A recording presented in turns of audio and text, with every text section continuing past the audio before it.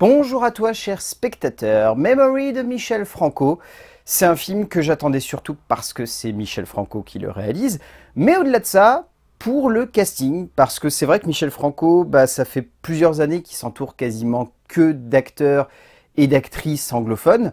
De temps en temps, il aime bien aller expérimenter ailleurs, ça l'arrive, mais voilà. Depuis de nombreuses années, son objectif, c'est réellement de jouer avec les acteurs anglophones, de les embarquer dans son univers qui n'est pas toujours très rose, et encore c'est un euphémisme. Enfin voilà, du coup, le pitch de ce film me donnait très fortement envie.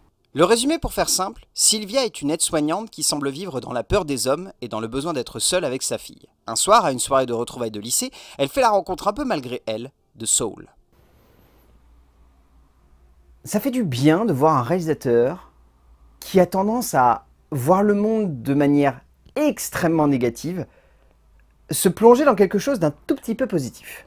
Alors, je ne vais pas vous en dire trop pour que vous n'ayez pas les tenants et les aboutissants de cette œuvre, mais disons que pour une fois, Michel Franco a réussi à combiner le côté très fataliste de son univers et de ses thématiques pour en même temps traiter quelque chose de très humain et de très sensible. Ce qui fait que Memory rejoint pour beaucoup d'aspects, moi, la puissance que j'avais trouvée à Después de Lucia et que je n'ai pas retrouvée depuis. Parce que, à l'époque, Después de Lucia, ça m'avait renversé. C'est un film qui m'avait marqué, qui m'avait bouleversé et qui m'avait transporté. Parce que c'était la découverte d'un cinéaste. Mais depuis, je trouvais un petit peu que Michel Franco, sans vouloir être trop méchant, s'encroutait un petit peu dans son style très fataliste sur l'avenir de l'humanité et sur l'être humain de manière plus globale. Et du coup, je trouvais que son cinéma avait plus grand chose à nous raconter. Et au travers de Memory, je trouve qu'il arrive à renouveler un petit peu son style, à être un peu plus créatif, un peu plus positif, à être un peu plus enjoué, et du coup à nous embarquer dans son univers. Et finalement, c'est ça qui m'a le plus plu dans Memory. Il n'est jamais simple d'évoquer la maladie, qu'elle soit physique ou mentale, qu'elle concerne le quotidien ou un fragment de vie, qu'elle se présente sous une forme diagnostiquée et médicale, ou qu'elle concerne le rapport entre un individu et ce qu'il a pu vivre dans une période de sa vie finie ou non. Michel Franco revient avec un portrait assez fort, un film sonnant dans la pure veine de son cinéma, traitant une nouvelle fois avec un certain brio de personnages troubles et brisés par la vie, qui vont devoir se servir l'un de l'autre pour avancer dans un moment de 7e art difficile, voire même assez macabre par moments, mais qui possède de façon surprenante un brin de lumière qui étonne de la part du cinéaste mexicain. En termes d'écriture, Michel Franco, je vais pas vous mentir, c'est pas parce que je dis que le film est solaire et positif que pour autant, dans sa globalité, l'écriture l'est tout autant. En fait, la grande justesse d'écriture qu'a Michel Franco ici, c'est de ne pas baser son récit sur un personnage. Ce qui a souvent été le cas au travers de son cinéma. Son objectif, c'était surtout de raconter un portrait de personnage, ou en tout cas de se centrer sur un protagoniste en particulier, et donc, par découlement, de ne dresser finalement le portrait des thématiques que de ce protagoniste central. Et ici, il choisit d'aborder deux protagonistes principaux. Même si Sylvia reste pour autant le moyen d'immersion du spectateur dans le récit, je trouve que c'est vraiment un film qui parle de Sylvia et de Saul. C'est un film qui choisit vraiment de combiner ces deux portraits pour dresser une vision de l'humanité.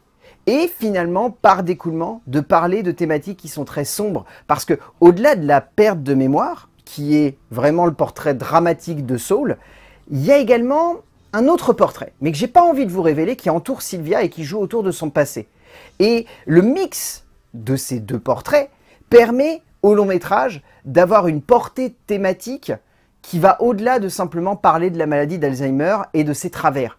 C'est un film qui va plus loin, c'est un film qui cherche à aborder plus de choses, c'est un film qui est d'une densité et d'une complexité dramatique qui est souvent très émotive et à fleur de peau. Et ça, c'est un autre point qui m'a surpris. C'est-à-dire que Michel Franco, depuis quelques films, son objectif, c'était au contraire de prendre une distance émotionnelle tellement immense avec ses personnages que par moments, on était dans l'incompréhension totale.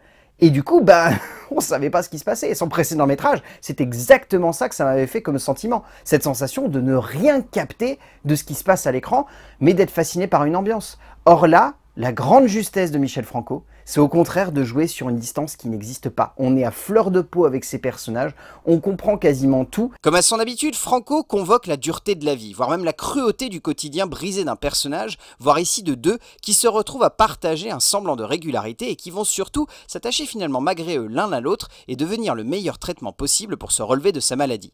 Sans chercher à en faire un récit trop joyeux, voire même cucu, l'auteur parvient surtout à faire en sorte que le spectateur comprenne ce qui traverse ses protagonistes, voit facilement venir certains retournements de situation, mais sans que pour autant on se dise qu'il n'y a aucun impact, parce que, comme évoqué avant, il y a des personnages qui transpirent une sensibilité totale et forte. En termes de mise en scène, je vais pas vous apprendre grand chose, le style de Michel Franco est très froid et très chirurgical.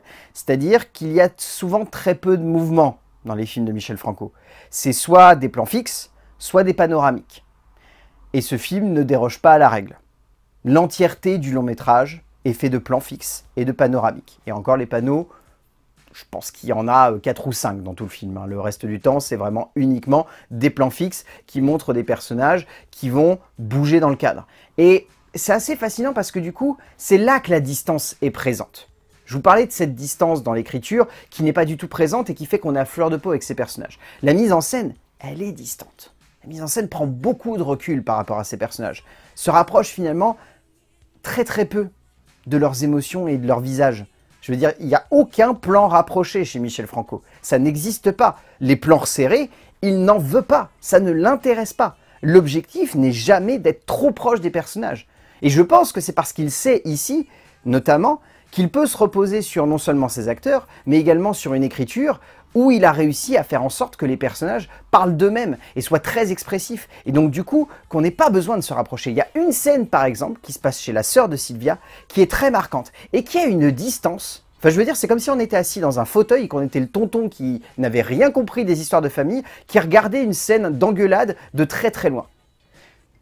Et ça marche super bien. Mais encore une fois, c'est un style qui est très particulier. C'est un style qui est très distant, c'est un style qui est visuellement très difficile à aborder et qui, je pense, ne va pas plaire à beaucoup de spectateurs. Parce qu'il est froid, parce qu'il est clinique, parce qu'il est distant. Et parce que il amène quelque chose de pas du tout émotionnel. Mais en même temps, l'écriture l'est tellement que si la mise en scène l'était tout autant, putain, on serait dans du mélodrame, mais ça serait criard, gueulard et outrancier. Et ça ne marcherait pas du tout. Franco joue une nouvelle fois la carte de la sobriété, enchaînant comme toujours les plans fixes, mais parfaitement cadrés, cherchant tout aussi bien à jouer avec le caractère et la maladie de Saul qu'avec les troubles et les convictions profondes de Sylvia, appuyant avec beaucoup de justesse la dureté de leur quotidien.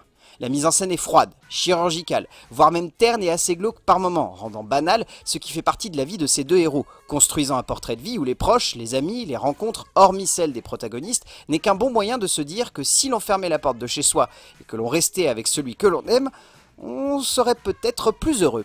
En termes de casting, celui-ci fonctionne hyper bien. Enfin, de toute façon, tous les castings de Michel Franco, pour moi, sont fantastiques de maîtrise. Brooke Timber dans le rôle de Anna, la fille de Sylvia, est très bien. Dans les rôles plus secondaires, on a Merritt Wever, on a Judge Charles, Elsie Fisher, Jessica Harper qui est flamboyante ici, je l'ai trouvé vraiment fantastique.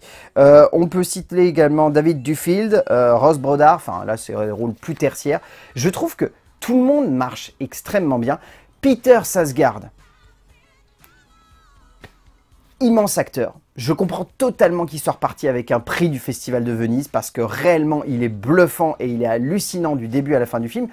Mais c'est pas lui que j'ai envie de retenir, malgré sa grande performance. Pour moi, peut-être à Venise, il aurait été bon de donner également un prix d'interprétation féminine à l'actrice qui porte le long métrage parce que c'est peut-être une de ses performances les plus à fleur de peau et les plus justes que j'ai vues depuis très longtemps. Jessica Chastain est solaire dans ce film, l'actrice offrant une performance tout à fleur de peau du début à la fin pour une interprétation d'une telle sensibilité et d'une telle justesse qu'elle donne littéralement la chair de poule. Au bout du compte, Memory... Alors je mets quand même tout de même un bémol, c'est un film très difficile à aborder, je veux dire en termes de thématique, en termes de rapport de personnages, au-delà de ça en termes de visuel. C'est un film très particulier, c'est pas un film fait pour tous. Il y en a certains qui vont adorer le film, et je les comprendrai. Il y en a d'autres qui vont se demander qu'est-ce qu'ils sont en train de regarder, parce que c'est une expérience un petit peu atypique, et malgré le fait que ça soit un peu vendu comme une grosse sortie avec deux très grands acteurs, ça reste quand même du cinéma d'auteur poussé à l'extrême.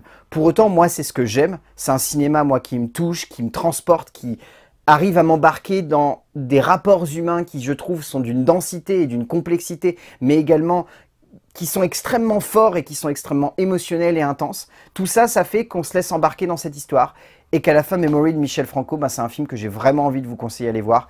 Je remets un bémol, c'est dur, c'est par moments très difficile et les rapports de personnages sont faits sur des thématiques qui sont extrêmement denses et complexes, mais ça reste brillant comme film. A plus!